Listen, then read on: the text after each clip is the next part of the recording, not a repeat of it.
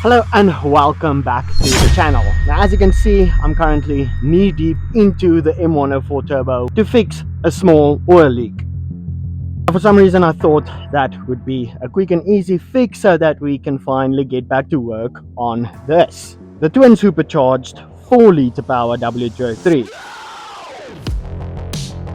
And I think most interesting project thus far. If you are new to the channel and haven't been following along, I recently got two superchargers mounted on the side of the intake 4-litre. I got most of the boost pipes figured out, and the only thing left to do is to build a new intake for this. And if all goes well, we should be able to fire this thing up for the very first time here soon, so do stay tuned for that. But for now, I really do need to get this oil leak figured out and sorted out before I ruin my whole backyard. Taking the term backyard mechanic to a whole new level. The first thing I did yesterday was unbolt the leaky oil pan to take a few final measurements before I modify the original aluminium oil pan to fit into this tight engine bay.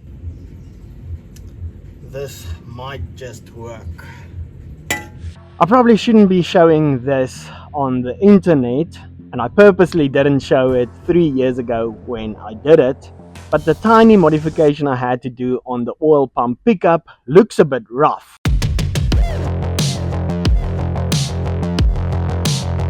But as I always say, welding aluminium is a bit tricky, and this was 3 years ago. I think this was like my second or third attempt at welding aluminium. This is cast aluminium. It's been submerged in oil for like 20 years. So what do you expect? Now I am confident that I could make this look better, but number one, we won't ever see it again, so it'll be our little secret. Two, it worked fine up until this point, so why change something that works? I think I have enough work ahead of me. I'm not gonna mess with it. I'm just gonna run it like it is. I'm sure it'll be fine.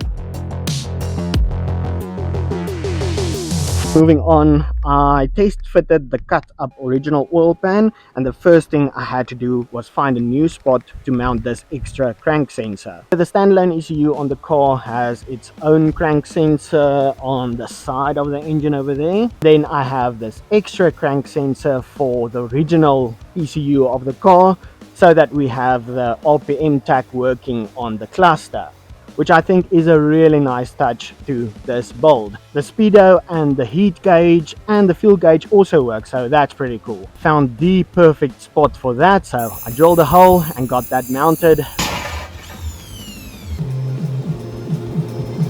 And there we have it. I think that is a freaking cool spot for the extra crank sensor. So once I get everything finished up, and just bolt that on, ready to go.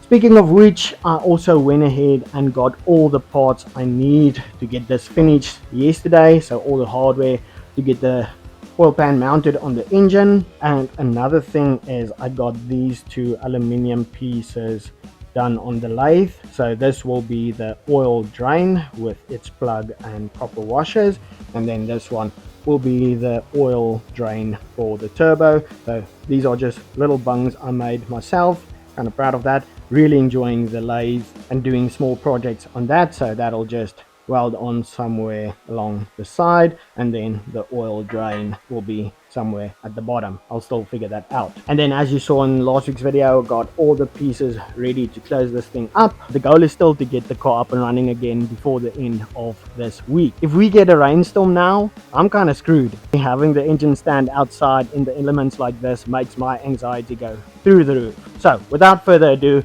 let's build this freaking oil pan.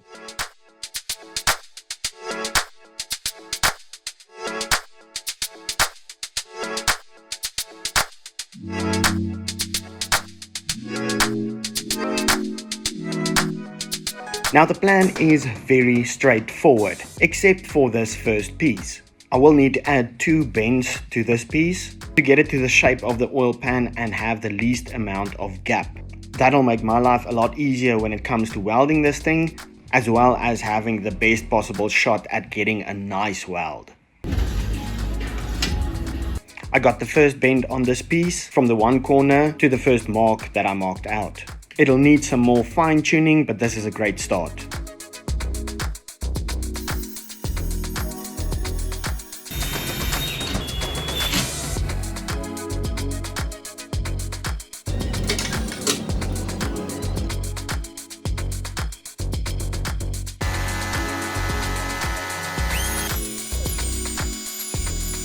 spent a bit more time on the edges to have it fit with all these little curves on the oil pan. Ideally, I want the edges to meet with a 90-degree angle, and then I could get in there with the welder and fill it up, getting enough welding on there to ensure this thing doesn't leak.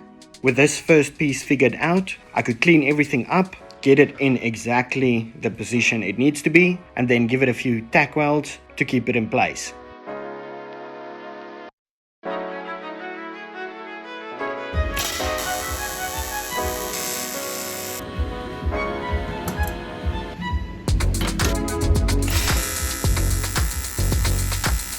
Now for the remaining 4 pieces, I got them cleaned up with the wire brush as well as rubbing everything down with some acetone. The next 2 pieces to go on is going to be the 2 main pieces of the sides.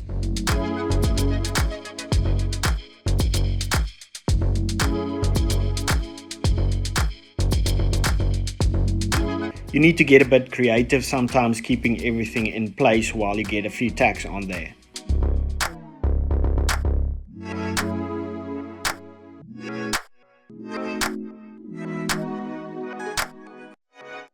With all the sides on there, I could move on to the bottom piece and get the exact shape it needs to be. Again, spending the extra time to get these edges perfect so that we can get some decent looking welds. This is going a lot better than expected, but I just had this thing in the car and test fitted it. And again, I wish I did some better measurements because this new oil pan might be a bit too high over here. And the chances are of it hitting the steering rack are pretty good. It's just after 5 p.m. in the afternoon, and if I can get this thing fully welded up tonight, tomorrow morning I can install it on the engine, and then tomorrow throughout the day we can start getting the engine back into the car. So I think I'm going to take my chances, get this thing fully welded up. I just really hope this is going to fit.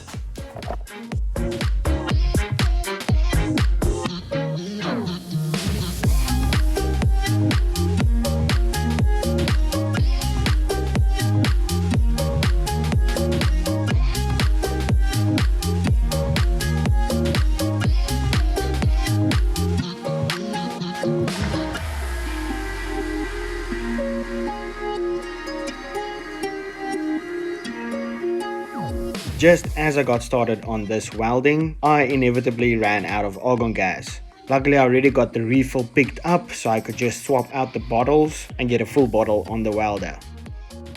Let's go, full gas bottle. That's a good feeling, but let's continue on this.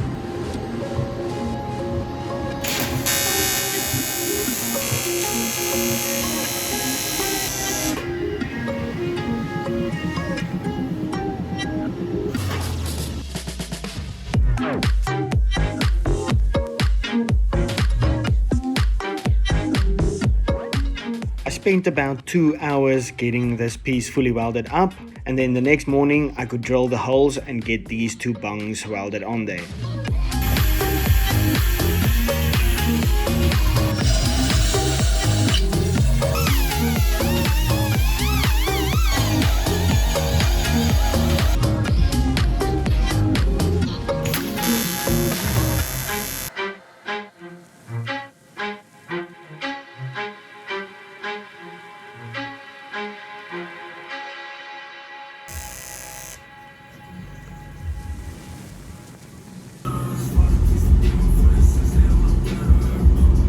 Not too bad if I do say so myself, but let's not speak too soon. So I'm going to add 5 liters of water to it to see if we have any leaks on the welds.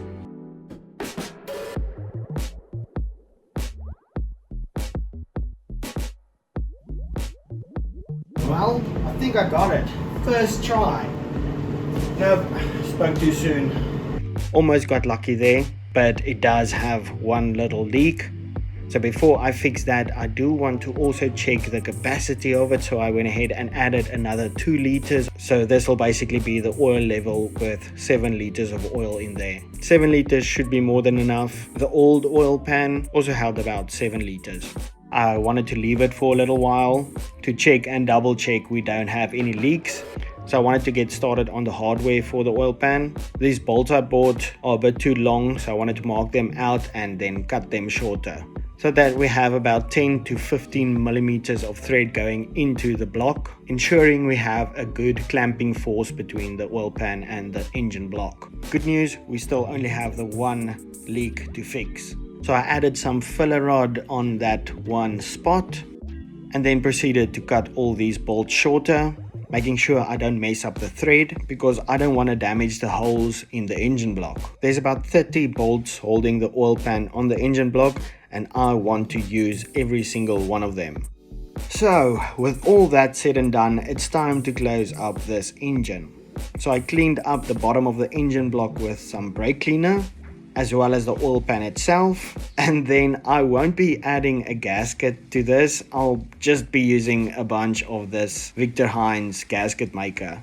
The thing is, the gasket is a bit pricey, and come on, we've all been here before. Sometimes you just gotta send it. Well, here goes nothing.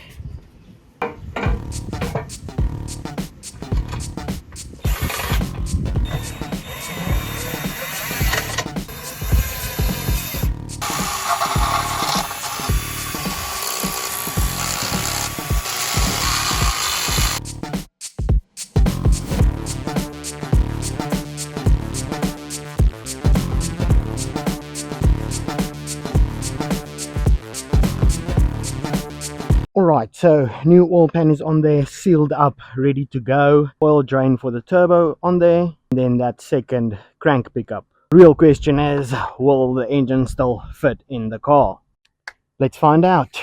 Went over all the clamps and everything just to make sure everything is still good to go. Then I'm not going to get this half of the prop shaft back on there because I think there'll be much more room for me to work on that gear shifter to get that back on there. Oil pan is looking good. Just want to get this thing back in there because our weather lately has been kind of weird. Like I said, if we get a storm now, that's not going to be ideal.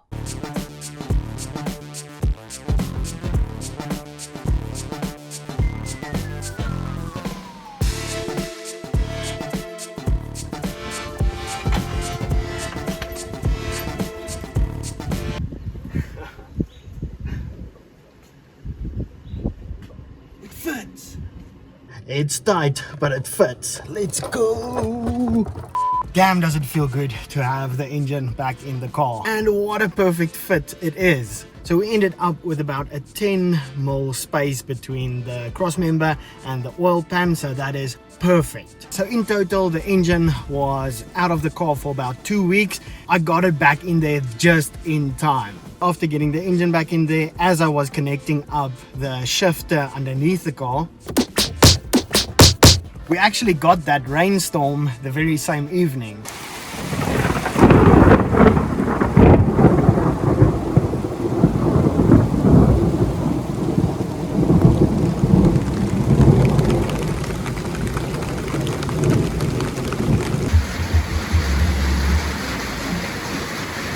But anyway, now that we had the engine in the car, the next day I went ahead and got into it, putting all the parts back together, going under the car, connecting the prop shaft, the shifter, the exhaust. I got the coolant hoses on there, radiator and intercooler, all the brackets and the headlights. And then I already got the oil back in there. I'm reusing the old oil because it's basically brand new.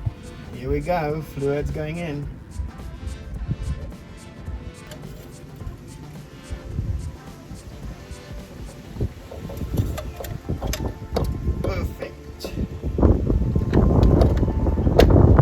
Got some power steering fluid in there. I also filled up the brake fluid because the clutch uses that, and then already bled the clutch, so that's ready to go. Now the only thing left to do is to get some coolant in there. The battery is connected, and let's see if this thing will fire up. All the fluids except for the coolant has been in the engine for about 2 hours. I can't see anything under the car, so that is very good news. But let's add the coolant. Okay, so I got the engine oil in there, the coolant in there, power steering fluid, the clutch is ready. We are still in the air, so that doesn't matter. Got the battery connected, and we should have some fuel. Always a bit nervous on the first start, but we won't know until we give it a try. Okay, so we have the fuel pump. Let's check if we have fuel pressure. We do have fuel pressure. I think the in-tank pump just needs to fill up the surge tank because it's making a weird noise. Let's swing it and see what happens. No way. What's up? So easy. Well, easier than what I'm used to. Let's give it another shot.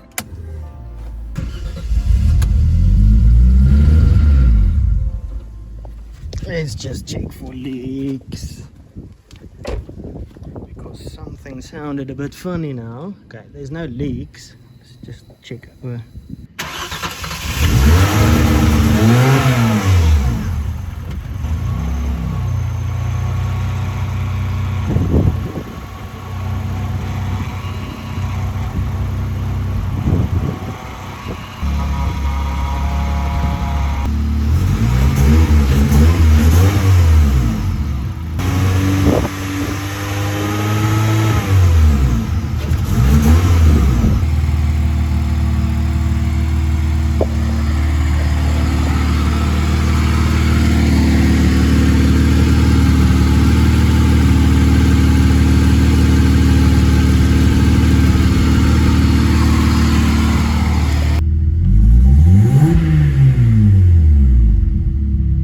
The RPM gauge still works. This is perfect.